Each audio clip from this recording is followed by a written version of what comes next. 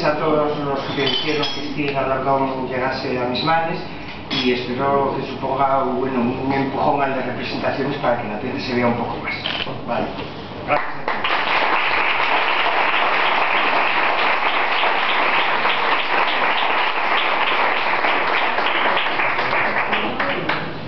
El segundo de los premios se otorga a la narrativa de no ficción en asturiano. Se otorga a Joan Santori, que me parece que ya tiene premios anteriores, por ejemplo el Teodoro Cuesta. Quien hará entrega del premio será Ramón de Andrés. Invito a ambos a que suban al estrado.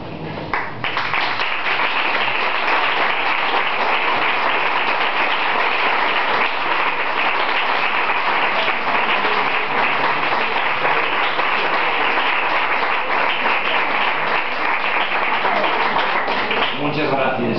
En el libro por el que me dais este premio, que se llama La heredad y un recuento de deudas, supongo que en una segunda parte de la heredad tendría que notar los nombres de la Asociación de Escritores y del jurado que me lo. Muchas gracias.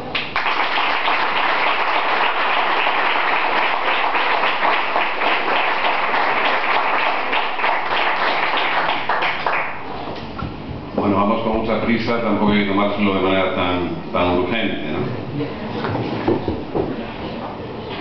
El premio de narrativa de no ficción en castellano se ha otorgado a Fernando Fonseca, el cual una vez nos enseñó que la literatura tiene un secreto, que es el del juego. A veces quizás se toma demasiado en serio. Fernando Fonseca sabe que también los juegos son bastante serios en ocasiones.